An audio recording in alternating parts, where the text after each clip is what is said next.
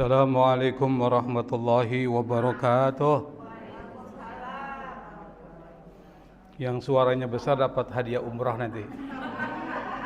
Besar sini nih. Ini nggak suka umroh. Alhamdulillah. Wassalatu wassalamu ala rasulillah Sayyidina Muhammad ibni Abdillah wa ala alihi wa sahbihi wa mawala wa la hawla wa la quwwata illa billah. Allahumma la sahla illa ma ja'altahu sahla wa anta taj'alu sa'ba awil hazna idza syi'ta sahla birahmatika ya arhamar rahimin, amma ba'd. Bapak-bapak, ibu-ibu, pada pertemuan hari ini kita akan lanjutkan bahasan kita tentang mujahadatun nafs. Mujahadah itu artinya satu kegiatan yang sungguh-sungguh dan serius untuk mengendalikan nafsu kita. Kenapa nafsu atau tempatnya berada di dalam hati kita itu perlu dibenahi, perlu dikendalikan? Itu pertanyaan besarnya. Kita sudah membahas pada pertemuan sebulan yang lalu terkait dengan bagaimana tabiat dari nafsu itu. Tabiat dari nafsu itu kalau berdasarkan informasi dari Nabi adalah makhluk yang punya kecenderungan selalu membangkang. Itu an-nafs. Kita sudah cerita gimana pada saat ketika nafsu diciptakan itu terjadi pembangkangan kepada Allah Subhanahu wa ta'ala. Yang kedua, ciri nafsu yang kedua itu adalah suka mengajak kita kepada sesuatu yang jahat. Wa ma ubarri'u nafsi innan nafsa la'ammaratun bisu. Kata Nabi Yusuf, saya enggak akan ikuti nafsu saya. Kenapa? Karena nafsu itu, kata Nabi Yusuf, perkataannya direkam oleh Allah dalam Al-Quran surat Yusuf, nafsu itu selalu mengantarkan pada keburukan. Maka orang yang selalu menjadikan nafsu sebagai Tuhannya, hidupnya pasti bermasalah. Di mana nafsu ada? Di dalam hati. Kalau ditanya tempatnya di mana? Di dalam hati. A'da aduwika nafsuka allati baina jambik. Kata Nabi, kenapa saya mengatakan nafsu dia ada dalam hati? Hati ini bukan hati yang bersifat materi ya. Kan ada hati materi yang kita makan tuh, sate hati, bukan. Tapi ada di jantung. Yang jantung itu ada satu titik, di situ tempatnya. Kita nggak mungkin bisa membahas karena sangat filosofis. Tapi di dalam jantung itu ada yang disebut dengan qalbun, yang bersifat spiritual. Kalau spiritual nggak bisa diukur dengan kacamata sains. Gitu maksudnya. Nggak bisa diukur dengan indrawi, tapi ukurannya itu adalah wahyu, informasi dari Allah yang menciptakan itu. Maka akal nggak bisa bermain di situ. Kenapa? Bukan wilayahnya. Kalau Anda menggunakan akal untuk memahami yang metafisik pasti keliru. Gitu maksudnya. Ada nggak akal tahu tentang azab kubur? Ada nggak? Nggak ada. Dan akal nggak mampu menjelaskan itu. Dari mana kita dapat informasi kalau azab kubur itu ada? Dari mana? Dari mana? Dari wahyu. Quran bicara. Yang kedua, hadis menjelaskan. Kalau tidak ada wahyu menjelaskan, azab kubur nggak ada. Tapi karena ada wahyu, maka untuk memahami tentang azab kubur, siksa kubur, dan nikmat kubur itu harus melalui informasi dari Allah. Kenapa? Metafisik nggak terlihat. An-nafs tempatnya di qalbun, hati. Maka hati itu kata Nabi, dia menggerakkan perbuatan. Ibu datang ke sini, yang menggerakkan tuh hati ibu. Kalau hatinya bermasalah, susah. Itu maksudnya. Berarti yang datang ke sini hatinya nggak bermasalah. Kesimpulannya kan gitu cara ngukurnya. Kenapa Nabi mengatakan ala inna fil jasadi mudghah? Di dalam tubuh kita ada segumpal daging. Idza saluhat, kalau segumpal daging ini bagus, saluhal jasadu kullu, maka semua anggota badan dan yang keluar dari anggota badan kita bagus. Apa anggota badan kita? Mata. Yang keluar dari mata apa? Penglihatan. Bagus nggak? Pasti ngelihat yang bagus-bagus. Dia nggak mau lihat yang jelek-jelek. Dia nggak mau lihat yang porno-porno. Kenapa? Hatinya bagus. Telinga, anggota badan, nggak mau dengar yang buruk-buruk, yang negatif, fitnah, kebohongan, nggak mau. Sebaliknya, dia pasti dengar yang bagus-bagus. Apa? Kalau ada nasihat-nasihat agama, dia suka. Kalau ada ceramah-ceramah keagamaan, dia hadir. Kalau ada baca Al-Quran dibacakan, dia senang. Ada orang dibaca Quran terganggu. Ada nggak? Nah, itu hatinya bermasalah. Kalau orang non-muslim lain, tapi muslim terganggu dengan bacaan Quran. Masalah nggak tuh? Hatinya bermasalah. Perlu dibenahi. Tapi kata Nabi, iza fasadat, kalau hati itu rusak, maksudnya rusak itu ada penyakit-penyakit yang grogoti. Fasadal jasadu kullu, maka semua yang keluar dari anggota badan pasti akan rusak. Pikirannya pasti kotor. Kenapa? Gimana caranya saya bisa korupsi dengan kebijakan? Gimana saya caranya dapat mendapatkan keuntungan dengan kebijakan yang saya buat? Dibuat aturan-aturan yang menyenangkan dirinya, tapi nggak memberi kemaslahatan buat publik. Kita lihat enggak di dalam masyarakat kita, negara kita terjadi. Misalnya saya beri contoh, bensin bu, Pertalite, Pertamax, Turbo. Pertalite berapa harganya Pak? Berapa? 10.000. Pertamax 13 lah ya, 12 ya, 12.000. Turbo naiklah 1.000 jadi 13. Pas dibentuk Satgas untuk menyelidiki terkait dengan BBM, itu cuma 4.000. Berapa yang dikorupsi? 6.000 untuk Pertalite. Gila nggak tuh? Tuh bayangkan, untuk masyarakat saja mereka mengambil kebijakan yang membuat susah kita. Tuh, kenapa? Itu tadi nih kita akan bahas. Hatinya bermasalah. Nah, karena itu maka pelajaran tentang penyucian hati dan mujahadatun nafs itu jadi penting.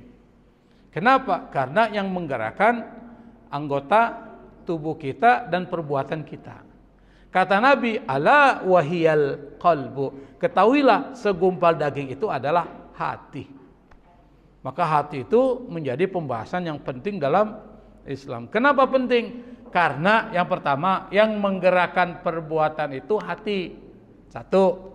Yang kedua, yang bisa nyelamatin kita nanti masuk surga itu hati.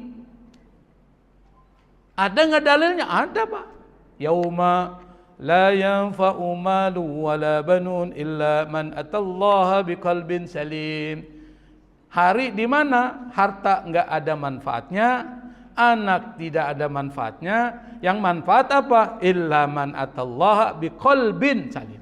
Kecuali orang yang datang kepada Allah, pulang kepada Allah dari kehidupan dunia ini ke alam barzah lalu ke alam akhirat biqalbin salim, dengan hati yang bersih. Berarti kesimpulannya apa? Yang bisa sampai kepada Allah, Allah tempatnya di mana? Allah tempatnya di mana, Pak? Di mana? Masa nggak tahu? Di mana, Bu? Allah tempatnya di hati. Kalau ratusan orang ada Allah di hati orang itu. Allah tinggal di mana? Aras. Aras di mana? Tuh, di atas, Bu. Oh, di atas loteng tuh. Hah? Di langit. Langit ke berapa? Nah, bersemayam di aras. Kalau bahasa kita di Sidratil Muntaha, tempat yang tertinggi ada aras. Berarti di surga enggak? Kalau ketemu Allah berarti ketemunya di mana? Surga. Itu kan bahasanya begitu. Berarti untuk masuk surga hati harus apa? Bersih. Di sini Anda membersihkannya, dunia, bukan di akhirat, udah selesai. Apalagi di alam kubur menyesal. Ibu-ibu nanti masuk ke alam kubur nyesel, ya Allah kenapa gue dulu masih hidup, gue nggak banyak beramal. gue nggak banyak sedekah, jarang puasa, sholatnya juga seperti ayam matok makanan, tak tok gitu kan, cepat, menyesal. Nanti pas masuk ke dalam kubur, sebelum ada penyesalan sekarang udah membenahi. Diajarkan oleh para ulama kita, oleh Nabi diajarkan, yaitu tentang mujahadatun nafs. Kemarin kita udah bahas tuh konsepnya. Sekarang kita bahas adalah praktisnya. Pertanyaan how, bagaimana melakukan mujahadatun nafs atau tazkiyatun nafs, membersihkan diri hati kita atau jiwa kita. Kita bahas satu-satu. Para ulama sufi mereka membuat satu konsep, yang konsep itu perlu kita pahami dan terapkan dalam hidup kita. Konsep ini konsep Imam Ghazali. Imam Al-Ghazali kenapa sampai pada konsep ini berdasarkan pengalaman yang dia lakukan. Imam Al-Ghazali ini orang pintar, cerdas, tapi pernah dalam hidupnya dia salah arah. Kenapa? Hidup dia lebih diorientasikan pada dunia. Apa? Yang pertama, ilmu untuk berdebat, ilmu untuk mencari kekayaan, ilmu untuk popularitas dan jabatan, itu yang dilakukan. Akhirnya setelah dia dapat itu semua, dia gelisah. Apa yang sebenarnya saya cari? Karena gelisah itulah maka Imam Ghazali mengalami sakit. Setelah dia mengalami kegelisahan dan sakit, lalu kemudian dia uzlah, melakukan penyendirian, melakukan perenungan. Setelah melakukan perenungan, lalu kemudian dia membenahi dirinya, membenahi hati, yang dibenahi hatinya. Dengan ilmu yang dimiliki, dia mampu melakukan itu. Lalu kemudian baru dia tulis satu buku berdasarkan pengalaman dia melakukan penyucian hati, dengan buku yang paling populer saat ini sampai sekarang ini masih dibaca orang, diamalkan orang, dan diterjemahkan ke dalam berbagai bahasa dunia. Namanya kitab Ihya Ulumuddin, menghidupkan ilmu agama. Imam Al-Ghazali menggabungkan antara fikih dengan tasawuf, digabungin. Yang dulu fikih. Orang kalau udah bicara fikih, kadang-kala bisa jadi fasik dia. Tapi ketika digabungkan dengan tasawuf, maka fikih menjadi lebih terhormat. Salah satu konsep yang dia rumuskan Imam Al-Ghazali di dalam kitab Ihya Ulumuddin ini yang perlu ibu pahami nih. Kalau ingin selamat nih, mau selamat nggak Bu? Nah sekarang harus tahu tuh konsepnya, nanti terapin. Kalau yang nggak hadir nggak tahu, gue harus ngapain nih, bingung. Makanya pentingnya majelis ilmu itu, ibu harus jadi tahu apa yang harus dilakukan. Kalau nggak ngaji nggak tahu. Makanya orang-orang yang dikehendaki baik oleh Allah digerakkan hatinya untuk hadir. Kenapa? Karena diinginkan kebaikan. May yuridillahu bi khairan, kata Nabi, barang siapa yang Allah kehendaki kebaikan kepada orang itu, yufaqihu fiddin, maka dia akan diberikan pemahaman tentang agama. Orang bisa paham agama kalau ngapain? Kalau ngapa? Kalau belajar, ngaji, tuh, jadi paham. Kalau dia paham, maka diberikan kebaikan. Maksudnya apa? Hidupnya terarah. Di dunia ini tahu mana yang buruk, mana yang tidak buruk, mana yang baik, mana yang buruk, tahu. Mana yang halal, mana haram, tahu. Orang yang tidak tahu halal haram, dia terobos saja. Ini haram nih, masih bodoh. Yang halal aja, yang haram aja susah, apalagi yang halal, begitu. Lebih galakan dia dibilangin. Nah, sekarang konsep yang ditawarkan Imam Al-Ghazali adalah dari takhalli kemudian tahalli, maka outputnya tajalli. Tahap pertamanya adalah takhalli, tahap satu nih, langkah satunya takhalli. Langkah kedua setelah takhalli, berhasil di takhalli, masuk ke tahalli. Kalau takhalli dan tahalli bisa dilaksanakan perfect, sempurna, maka akan tajalli. Bisa dipahami nggak nih Bu? Alurnya ya, belum ceritanya, alurnya. Jadi dari mana dulu Bu? Takhalli pakai kha, takhalli. Dari takhalla ya takhalla, takhalli, takhallian. Nanti kita jelaskan. Habis itu nggak ada titiknya, tahalli. Habis itu titiknya bergerak ke bawah, tajalli. Dari atas hilang ke bawah, gitu. Takhalli, tahalli, tajalli. Tetap huruf H, titik bawah, atas, bawah. Apa itu takhalli? Nah, kita bahas. Takhalli itu, kata Imam Al-Ghazali, istilah yang diambil dari bahasa Arab. Yang akar katanya 3 huruf awalnya. Kha, lam, dan ya. Khala. Kemasukan 5 huruf. Ta dan lam. Ta dan ain di situ. Jadi tafa'ala jadi takhalla. Takhalla dari kata khala artinya kosong. Khala itu kosong. Al-khaliyah itu yang kosong. Dalam bahasa Arab kata khaliyah itu kosong. Maka kalau punya anak jangan namain khaliyah.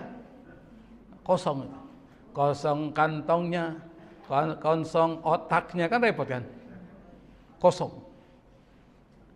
Lalu ditambahi takhalla artinya mengosongkan. Mengosongkan itu artinya apa? Meninggalkan. Meninggalkan sesuatu sehingga menjadi kosong. Maka dari kata al-khala muncullah rumah kesendirian. Baitul khala. Kalau rumah sendiri itu maksudnya apa itu? Anda berada di tempat sendirian, namanya baitul khala. Kalau dalam bahasa kita namanya apa? Iya, nyepi. Anda berada di satu ruangan sendiri nyepi. Itu namanya apa tuh ruangan itu?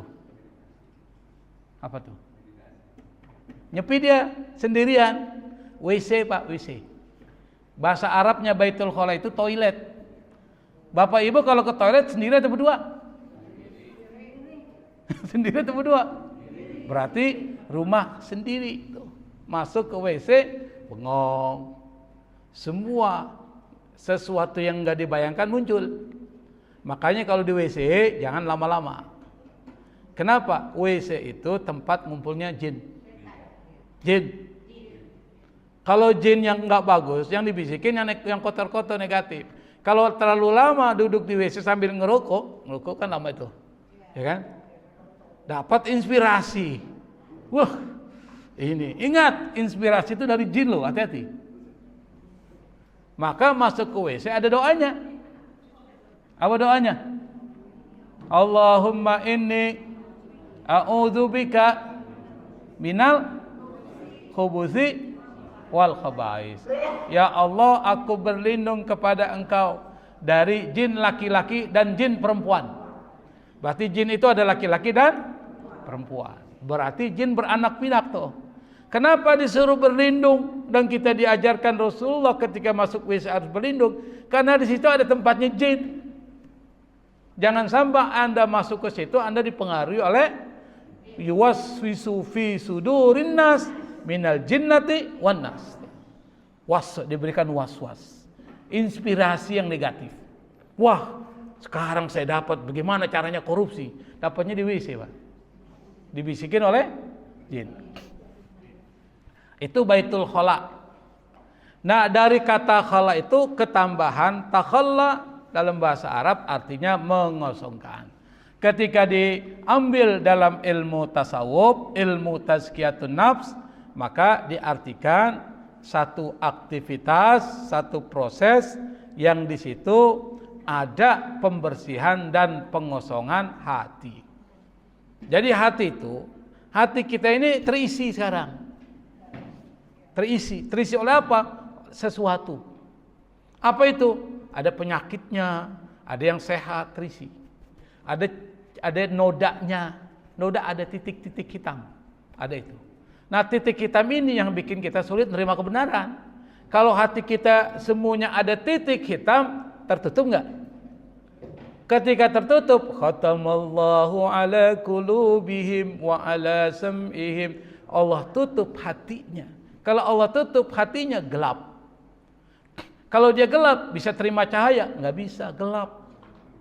Apalagi telinganya dikunci, matanya ditutup. Orang kalau kita lihat ada sesuatu yang membuat kita sedih, enggak mampu sampai ke hatinya. Dia cuma lihat doang. Bantu kagak? Kenapa? Wa ala absarihim gisawah. Pandangan-pandangan mereka udah tertutup. Tuh. Kenapa bisa seperti itu? Karena hatinya tertutup. Hati-hati nih, Bu. Orang yang hatinya tertutup susah berubah. Mau dinasihatin apa aja susah. Meskipun dia tahu itu benar. Siapa contohnya? Firaun. Firaun tahu Nabi Musa itu benar. Di mana dia tahu kalau Nabi Musa benar? Kita mengatakan Firaun tahu Nabi Musa benar. Ketika dia meninggal dia bilang, "Amantu, saya beriman kepada Tuhannya Bani Israel." Ya kan? Berarti dia tahu benar kan Allah? Tapi kata Allah, enggak, kalau sudah sampai kerongkongan, wala taubata, tidak ada taubat. Udah sampai kerongkongan nih, udah sakaratul maut, enggak ada lagi taubat. Enggak diterima taubat. Wala yuqbalu atau wala tuqbalu taubatuhum, tidak diterima taubat-taubat mereka. Maka sebelum roh sampai kerongkongan, buru-buru taubat. Kalau udah sakaratul maut, ya Allah saya taubat sama Allah, nggak bisa. Udah selesai. Hidup Anda udah selesai. Jadi hati yang pertama itu kata Imam Al-Ghazali harus dikosongkan. Dikosongkan dari apa? Dari penyakit, dari sifat-sifat buruk yang ada dalam diri kita. Misalnya pelit, medit, bakhil, banyak kosakata itu bahasa Indonesia. Kalau orang Sulawesi Tengah disebut dengan paipulu. Paipulu itu sama dengan bakhil, pelit. Sifat bakhil itu. Kenapa disuruh membersihkan dari sifat bakhil? Karena yang membinasakan umat-umat terdahulu kata Allah itu orang-orang yang punya sifat bakhil. Bakhil. Kenapa dalam diri kita ada bakhil? Karena Allah udah bilang, "Zuyyina lin-nasi hubbus syahwati minan nisa wal banin wal qanatiril muqantarati minadz-dzahabi wal fiddati wal khailil musawwamati wal an'ami wal hars." Ini Allah yang bilang, zuyyina, dihiasi, linnasi, kepada manusia semuanya, hubbus syahwat, cinta. Cintanya berbasis pada syahwat. Bukan cinta Allah tapi berbasis syahwat. Kepada siapa? Kalau laki-laki kepada perempuan. Minan nisa. Tapi yang hebatnya enggak ada perempuan disebut cinta laki-laki. Hebatnya tuh. Dalam Al-Qur'an disebutkan minan nisa, kepada perempuan, wal banin, anak-anak. Bapak-bapak, ibu-ibu cinta enggak kepada anak-anak Anda? Enggak cinta. Tadi gini, enggak cinta. Suka kan? Siapapun suka. Karena suka dengan anak-anak, maka dia berusaha untuk bisa mendapatkan anak. Karena suka. Wal banin wal qanatiril muqantarati minadz-dzahab wal fiddah, harta perhiasan emas dan perak. Suka enggak? Suka enggak? Papa suka enggak? Suka, Mas. Kalau ibu suka Mas Joko. Suka Mas Joko kan? Mas tuh, suka tuh Mas. Karena dia suka, maka dia berusaha untuk dapatkan itu. Senang dia. Perhiasan. Karena suka dengan perhiasan, diperlihatkan. Nih perhiasan. Sampai semua tangannya emas semua. Coba kalau orang Sulawesi Selatan ya. Ibu lihat kalau pergi haji pulang. Meskipun bukan emas asli. Bisa jadi palsu. Tapi dia pakai untuk mengatakan inilah saya. Emas, suka itu. Apalagi wal khailil musawwama. Di sini diartikan transportasi. Di sini dianggap kuda, tapi kan nggak mungkin kuda kan? Kita anggap adalah transportasi. Apa transportasi? Motor, mobil. Suka nggak dengan mobil? Pasti semua suka. Yang nggak suka karena belum punya mobil aja. Ya? Kenapa nggak punya mobil? Nggak ada duit, Ustaz. Ada duitnya mau beli, nggak ada parkirannya. Di sini susah. Mau beli mobil nggak ada duitnya mau beli mobil nggak ada parkirannya. Susah di Jakarta susah. Semua orang suka, karena suka dilap-lapin. Pagi-pagi yang pertama kali dilap bukan istrinya, mobilnya dilapin bersih. Suka itu. Karena dia cinta dengan harta benda itu, jadi pelit. Orang mau bilang, bagi gue dong. Ngapain? Pelit kan? Nah, karena pelit, maka itu membinasakan. Maka pelit harus dihilangkan. Kata Allah, wa may yuqashuha nafsihi fa ulaika humul muflihun. Kalau orang dijaga dari sifat kikir, pasti dia sukses. Itu disebutkan dalam Al-Quran. Maka penyakit-penyakit hati dan sifat-sifat yang buruk yang ada dalam diri kita itu tadi bersihin. Apa? Yang pertama sombong. Kita ini kan begitu. Jadi orang kaya sedikit, nggak boleh ngeliat orang miskin, ludahin. Miskin. Ada orang miskin lewat bau lagi, gitu dibilang. Lewat dibilang bau, ditutup hidungnya, ya kan? Sombong. Atau dia punya jabatan, direndahin yang bawahan, tukang sapu direndahin. Ria, tadi punya perhiasan emas, dikasih lihat orang. Kalau dibagi sih nggak apa-apa, dikasih lihat doang. Ya kan? Kalau dibagi enak tuh, dikasih lihat nih, emas gua nih. Akhirnya apa dia bilang? Sombong lu. Apa dia bilang tuh? Sombong tuh. Maka muncul kesannya gitu. Dengki, nggak boleh orang senang. Kita yang susah. Ada ibu-ibu tetangga beli baju baru, yang ngeliatin gelisah, sampai kemudian besok sakit puyeng palanya. Paginya udah pakai koyok dua sini nih. Kenapa? Tetangga beli baju baru. Tuh bayangkan tuh. Dia nggak suka kalau orang senang. Itu baru nggak sukanya biasa. Tapi kalau dia nggak sukanya aktif, dengkinya aktif, dia sebarin itu. Dia beli baju baru, jelas aja dia biar tuyul gitu. Dia bilang miara tuyul. Orang dengar, wah miara tuyul, datang satu kampung digerebek tuh. Padahal belum ada bukti. Padahal dia mungkin punya tabungan atau dia beli mobil misalnya. Karena hidupnya kita anggap susah, beli mobil, curiga kita. Boleh jadi dia dapat warisan. Warisan di mana?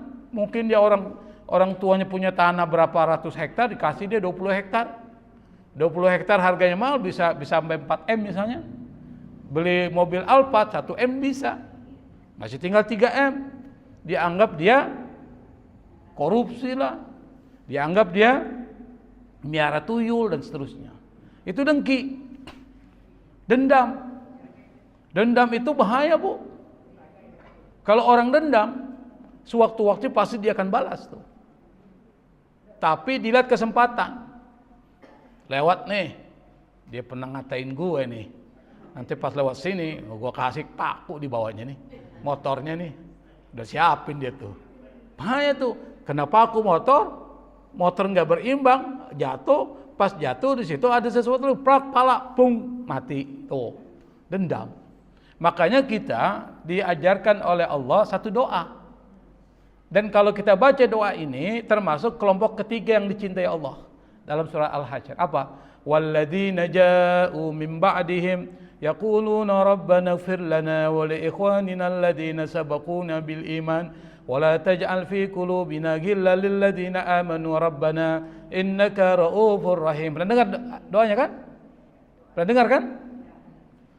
Rabbana ighfir lana, ya Allah ampuni kami, wa li ikhwanina, dan kepada saudara-saudara kami alladzina sabaquna bil iman, yang sudah meninggal dalam keadaan iman mendahului kami.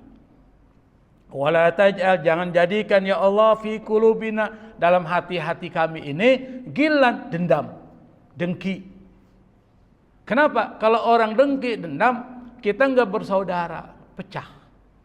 Kalau enggak bersaudara, kalau ada kesulitan kita enggak akan dibantu orang. Tapi kalau beriman bersaudara pasti akan dibantu. Makanya jangan bikin sesuatu yang membuat saudara kita jadi dendam sama kita. Saya dulu pernah tinggal di Surabaya selama 2 tahun 3 tahun. Bertetangga tinggal di kos. Tinggal di kos, kebetulan yang jaga kos itu orang Kediri ya. Orang Kediri, terus orang apa sih orang yang Tumanggung apa? Temanggung ya? Yang ada Gunung Semeru apa namanya? Tuh, yang ada Tulung Agung, yang ada Gunung Semeru. Lumajang. Lumajang. Ustadz, dibilang sama saya. Dia panggil saya Ustadz karena saya kuliah di Sunan Ampel, Surabaya. Ustadz, kenapa? Kita ke rumah si Ayu, kenapa? Tahlilan. Loh kok kita suruh tahlilan? Ke orang kampungnya nggak ada yang datang. Nggak ada satupun orang datang. Itu. Saya bilang gila apa nih? Ini daerah, padat loh. Padat loh. Seperti Jakarta juga kan, padat, kota Surabaya padat. Itu rumah. Nggak ada satupun orang yang mau ikut tahlilan di situ. Ada yang salah nggak? Pasti ada yang salah nih. Dia nggak disuka orang nih.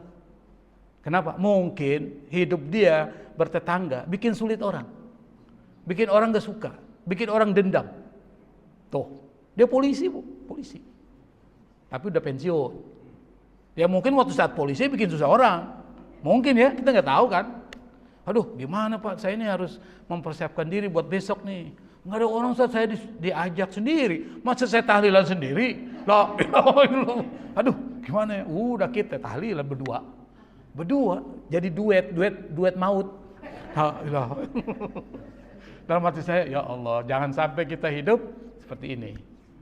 Jadi pelajaran, jangan bikin orang susah, karena orang akan dendam. Salah satu dendamnya sampai tadi itu baru yang biasa, belum dendamnya itu sampai aktif. Maka Allah ngajari kita dengan doa tadi, jangan jadikan di dalam hati kami dendam sama orang beriman. Kenapa? Allah tahu kalau dendam bahaya, nggak bersatu. Kalau nggak bersatu lemah kita. Musuh gampang menghancurkan kita. Jadi penyakit-penyakit seperti sombong, ria, dengki, dendam, cinta dunia, rakus, suka berdusta, lisan kita tidak dijaga dan lain sebagainya, itu yang kotor-kotor tuh hilangin dalam hati kita, bersihin. Kalau bersih enak. Ibu punya taman nih, taman banyak semaknya. Di situ ada pohon, ada kembang anggrek. Karena banyak semaknya, kelihatan nggak tuh bunga anggreknya? Gimana bu? Nggak kelihatan tuh, ketutupi oleh semak. Supaya kelihatan kembang anggreknya itu, ibu harus ngapain? Semak itu dibersihin. Habis bersih, kelihatan nggak tuh kembang anggrek? Kelihatan. Logikanya gitu. Anda mau kelihatan hati Anda bersih, nanti kalau udah bersih, tinggal diisi. Tuh maksudnya gitu. Ini udah bersih nih. Untuk membersihkan, tadi di dalam hati kita ini ada sesuatu yang baik. Tapi karena tidak menonjol, karena tertutup oleh yang buruk, sehingga kalah. Supaya yang baik ini menonjol, yang buruk hilangin, dia akan kelihatan. Seperti bunga yang ada di kebun yang penuh dengan semak-semak. Bersihin dulu semak-semaknya. Nanti akan terlihat bunga-bunga di dalam kebun. Itu analoginya. Atau misalnya seperti gelas yang terisi air kopi, air teh, cendol, semuanya ada di situlah. Untuk mau diisi dengan air susu, langsung disiram enggak tuh susunya ke dalam gelas yang berisi kopi, cendol dan semuanya? Langsung enggak? Enggak, diapain dulu? Bersihin dulu.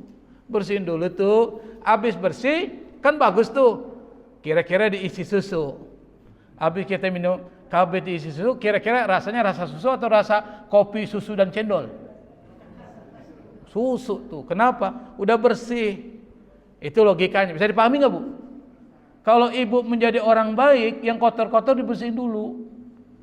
Apa itu yang kotor? Sifat-sifat buruk tuh. Nanti di dalam ilmu tasawuf diajarin tuh apa itu dengki, apa itu dendam, dengan ciri-cirinya. Karena kita kan cuma singkat, cuma permukaan aja.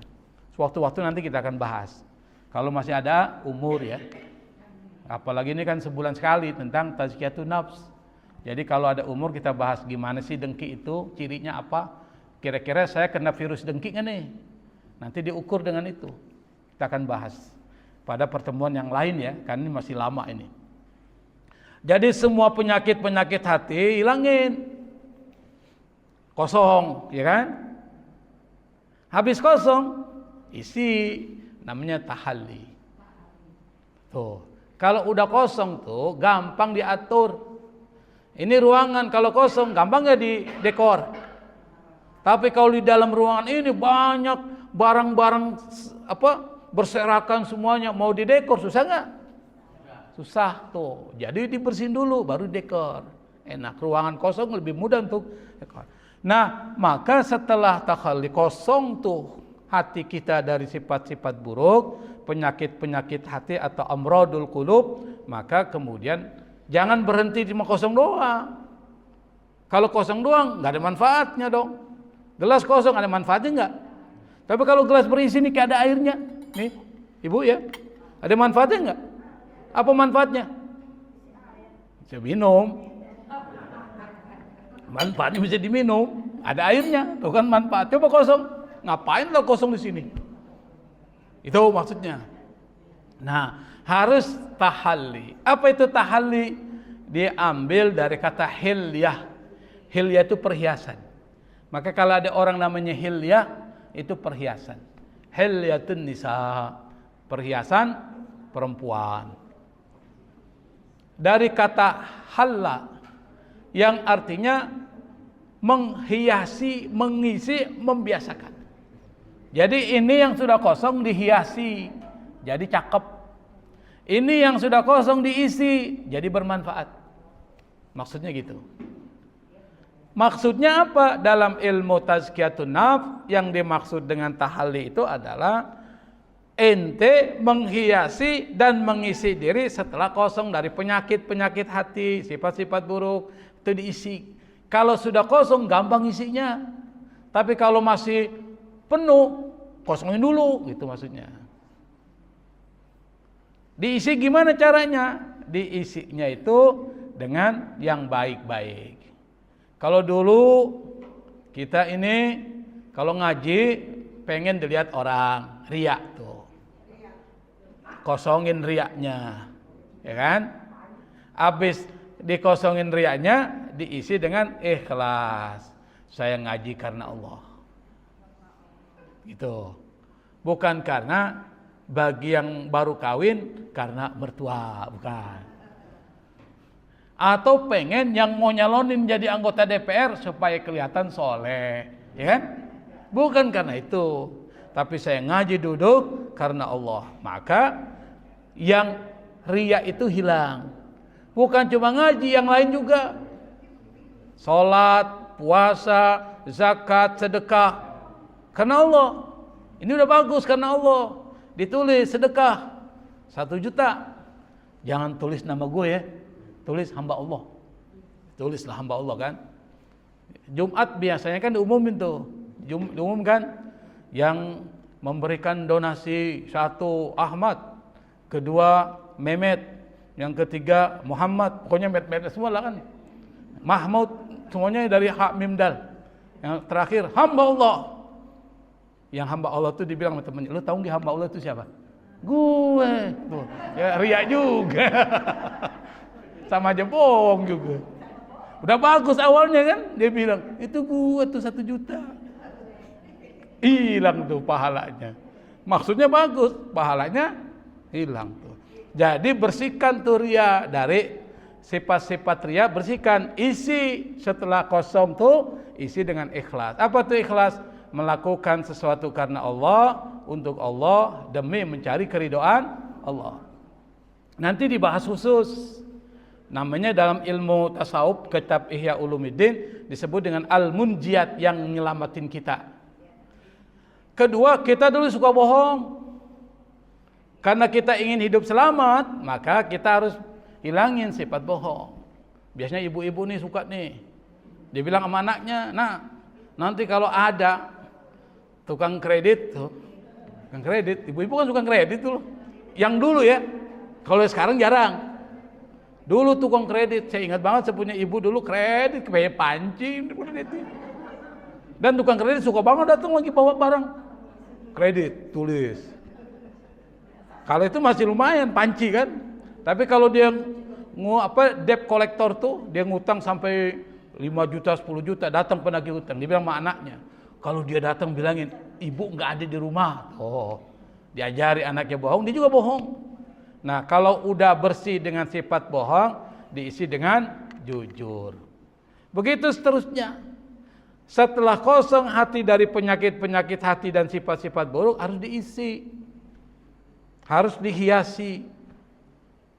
Ibarat seperti kebun, Bu. Kebun. Ibu pernah ke kebun enggak? Pernah ke kebun kan?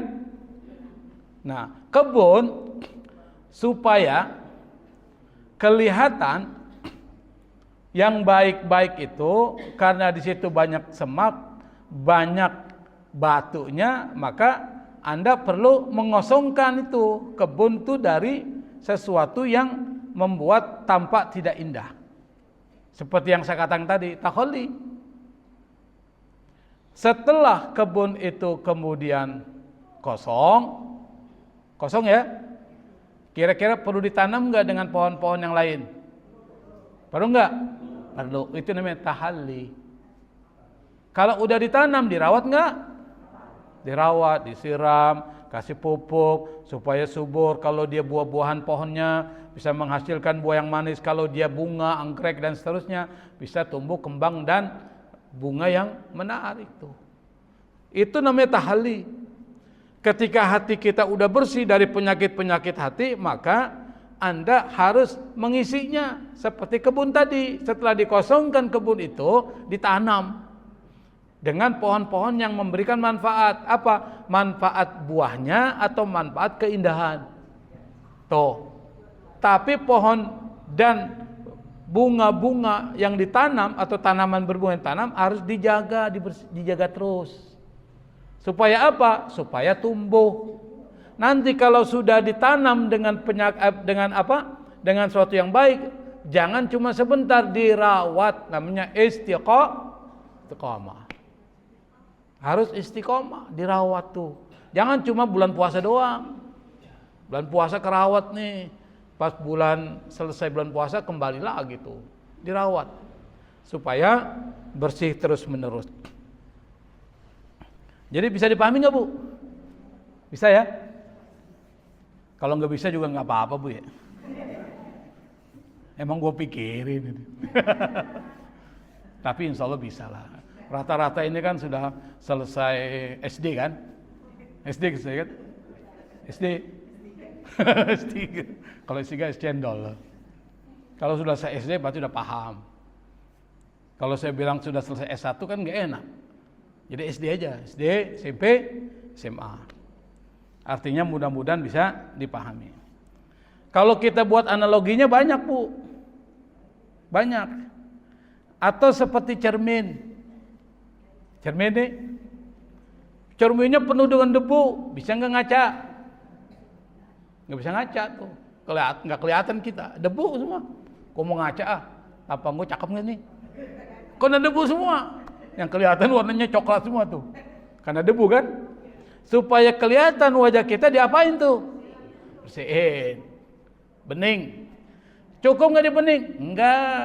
Perlu dikasih apa itu supaya kelihatan terang tuh. Kaca dibersihin pakai apa tuh? Pakai sesuatu lah yang bisa membuat cemerlang tuh. Itu namanya tahalli. Kalau sudah tahalli tuh, maka masuk yang ketiga. Tuh, tajalli. Bukan jali-jali, tajalli. Kalau jali-jali itu lagu Betawi. Ini dia si jali-jali. Ada ya? Ini tajalli. Tajalli itu dari kata jali. Jali itu terang, tampak, kelihatan. Maka ketika kemasukan kata tajalli, artinya menampakkan, menyingkap, kemudian bercahaya. Maksudnya apa? Orang yang hatinya sudah bersih dari penyakit, bersih dia. Kemudian dia isi dengan yang baik-baik, sifat-sifat terpuji, maka orang itu naik kedudukannya, berada di alam yang lebih tinggi. Namanya alam malakut. Kenapa? Semua yang baik-baik. Kalau orang selalu yang baik-baik, apa dia bilang? Ini sih bukan orang nih, ini malaikat. Nabi Yusuf kan pernah dibilang begitu oleh orang-orang yang diundang Siti Zulaikha di satu perjamuan. Kenapa? Karena perempuan-perempuan saat itu, temannya Siti Zulaikha, istri daripada gubernur Mesir, itu bilang, Zulaikha ini gimana sih? Masa sama pembantu tertarik? Rendah banget sih. Kan begitu kan? Kalau majikan tertarik sama pembantu, rendah gak sih? Rendah menurut strata kedudukan orang-orang bangsawan. Dianggap rendah. Disebutin tuh begitu. Kata Siti Zulaikha, dia belum tahu sih siapa Yusuf. Yusuf tuh cakepnya luar biasa. Siapapun yang ngelihat pasti tertarik. Kenapa? Memang luar biasa. Akhirnya apa yang terjadi? Dia undanglah para perempuan itu, diberikan jamuan, ya kan? Dalam surat Yusuf kan dijelaskan tuh. Dikasih buah-buahan. Masing-masing di depan ada piring isinya buah-buahan. Apel.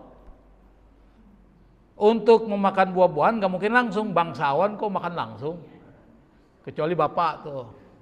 Kasih apel. Oh, ibu sama bapak. Langsung kasih apel langsung makan.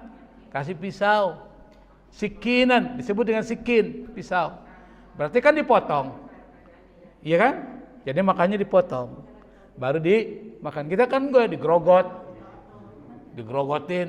Kalau dia dipotong nih. Pada saat ketika dia sedang mengupas buah-buahan yang mau dimakan, kata Zulaikha, sup. Dia manggilnya Yusuf. Sup, keluar dulu sup. Ini kan bahasa dia, bukan bahasa kita. Keluarlah Nabi Yusuf. Cuma lewat doang, seret.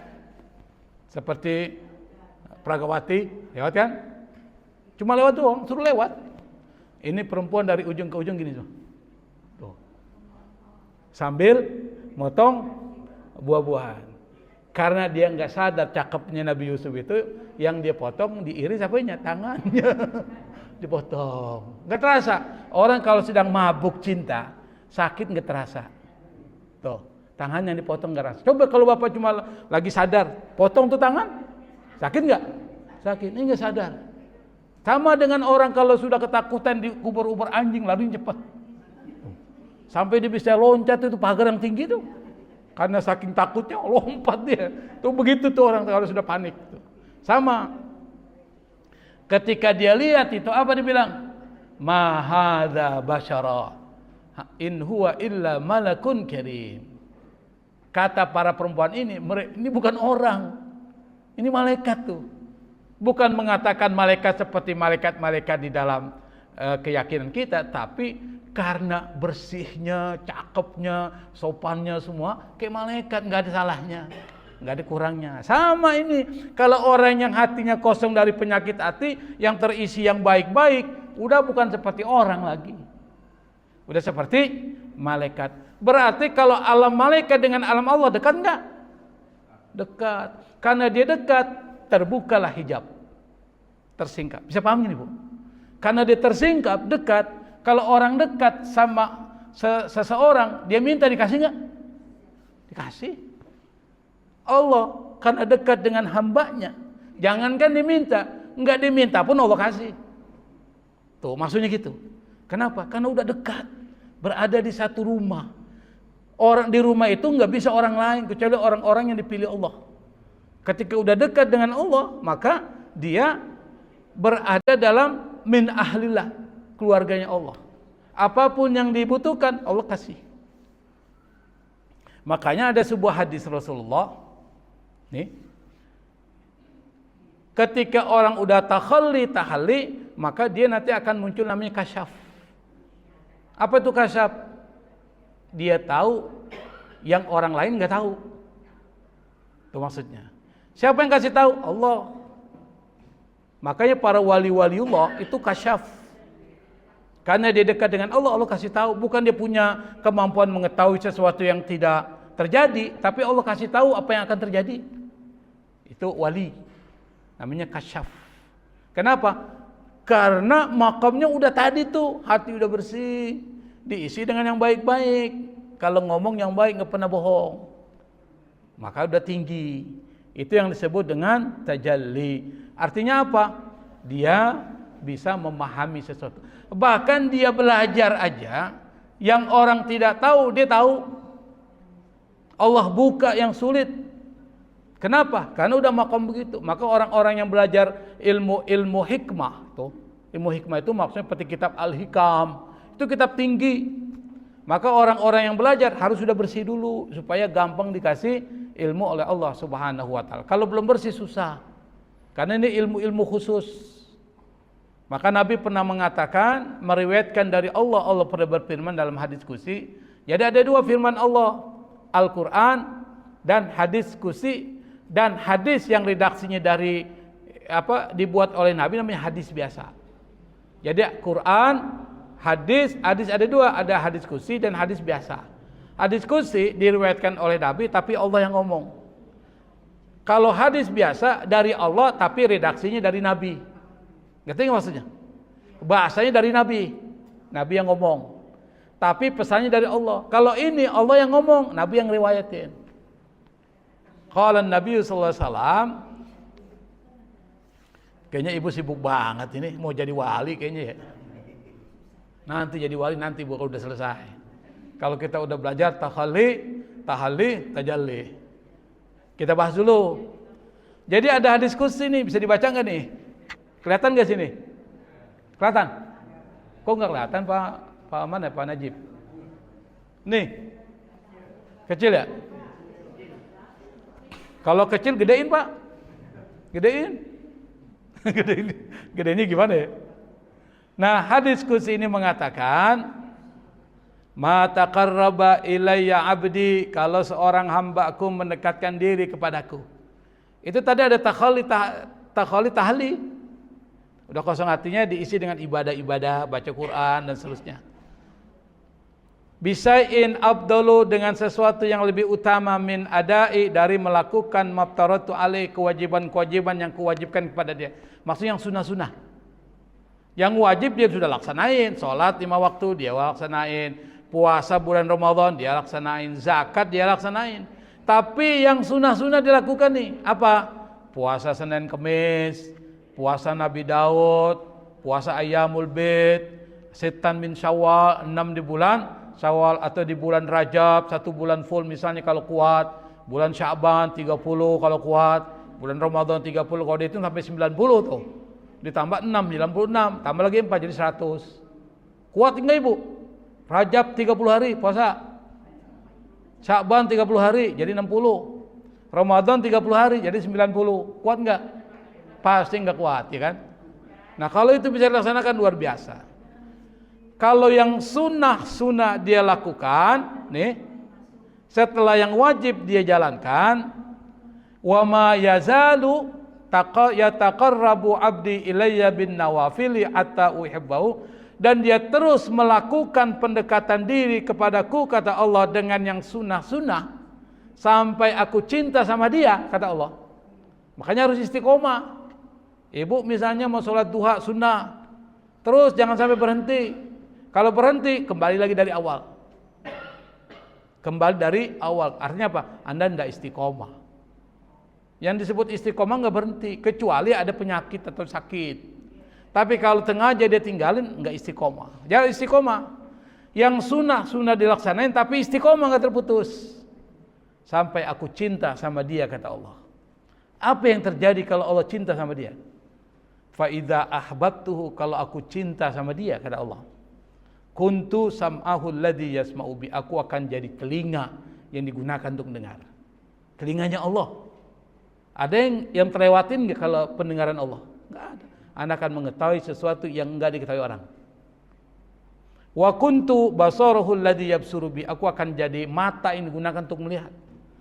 Wa yadahu allati yabtishu bi, aku akan jadi tangan yang digunakan untuk memukul. Kalau dia memukul, maka itu adalah pukulan Allah. Bayangkan kalau Allah yang mukul gimana ceritanya? Apalagi tadi? Wala in sa'alani, kalau dia minta kepadaku, kata Allah, la'utiyannahu, pasti Di sini pakai lam.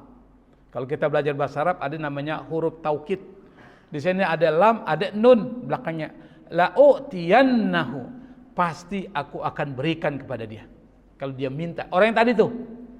Wala inda'ani la ajabtuhu. Kalau dia la ujibannahu, kalau dia doa kepadaku, minta kepadaku, berdoa, la ujibannahu, aku pasti akan ngabulin doanya. Wala in ista'adzani la uidzannahu, kalau dia minta perlindungan kepadaku, kata Allah, aku kasih perlindungan kepada dia. Pakai huruf taukid 2, la uidzannahu. Itu kalau belajar bahasa Arab. Wa ma taraddat an syai'in ana fa'ilu taraddudi an nafsil mu'min yakrahul maut wa akrahu masa'atahu. Artinya apa? Kalau orang udah dekat kepada Allah, Allah dekat sama dia. Saya berikan contoh. Siti Maryam. Dalam Al-Quran disebutkan. Kenapa disebutkan? Ya Maryam innallaha astafaki wa tahharaki wastafaki ala nisa'il alamin. Kata Jibril, dia bilang, wahai Maryam, Allah sudah memilih engkau. Allah menyucikan engkau, bersih dia. Seperti tadi, udah hatinya kosong dari penyakit, bersih, semuanya bersih. Wastafaki, dan Allah pilih engkau ala nisa'il alamin, di seluruh semua perempuan-perempuan yang ada di dunia. Artinya apa? Nanti yang akan jadi pimpinan para perempuan di surga, salah satunya Siti Maryam. Dia akan jadi pemimpin-pemimpin Anda nanti di surga. Kalau masuk surga, Nabi pemimpin kita. Siti Maryam akan jadi pemimpin, salah satu pemimpin. Ada Siti Khadijah, ada Siti Fatimah, ada Siti Aisyah misalnya, ada Asia, Imra'atu Fir'aun tuh. Orang-orang yang hebat semua itu. Siti Maryam bersih, tinggal di tempat, enggak pernah keluar. Dia bertasbih, minta ampun kepada Allah, berzikir dan seterusnya. Itu kerjaannya itu ibadah. Maka toharoki dibersihin dari semua penyakit-penyakit hati dan semua dosa. Berarti dia sudah tajalli, sudah dekat dengan Allah. Ketika dia dekat dengan Allah, Siti Maryam ngapa-ngapain, Allah penuhi kebutuhannya. Ini yang membuat Nabi Zakaria kaget. Ketika dia masuk ke dalam mihrabnya Siti Maryam di Palestina. Di Palestina tepatnya. Kaget Nabi Zakaria kaget. Kenapa? Dia temukan pada saat itu musim panas, buah-buahan musim dingin. Gak mungkin menurut logika manusia ada buah-buahan musim dingin, saat itu musim panas. Pada kesempatan yang lain ditemukan ada buah-buahan musim panas, pada saat itu musim dingin. Karena kaget dan rasa ingin tahunya tinggi, Nabi Zakaria tanya, "Anna laki hadza ya Maryam?" Kau dapatkan ini dari mana? Apa kata Siti Maryam? "Hadza min indillah." Ini semua dari sisi Allah Subhanahu wa taala. Ini yang membuat Nabi Zakaria langsung mendekatkan diri kepada Allah. Dia minta supaya diberikan anak, Allah kasih namanya Yahya. Kalau bukan terinspirasi dengan Siti Maryam, Nabi Zakaria nggak akan melakukan itu. Berarti Siti Maryam hebat. Apa yang bisa dipetik dari cerita Siti Maryam dalam Al-Quran? Kalau orang sudah dekat, hatinya bersih, diisi dengan yang baik, maka dia akan tajalli dengan Allah Subhanahu wa ta'ala. Akhlaknya, sifat ikhlas, sabar, syukur, itu udah jadi bagian dari dirinya. Nggak bisa dipaksain, udah bagian dari dirinya sifatnya. Kalau udah jadi sifatnya, melekat pada dirinya, spontan. Nggak perlu disuruh, sedekah ente. Nanti, kalau untuk sedekah nanti manfaatnya begini, pahalanya begini. Nggak pakai disuruh tuh orang itu, langsung dia lihat, langsung dia beri sedekah. Kalau ini kan disuruh dulu, ayo masukin tromol, lewatin.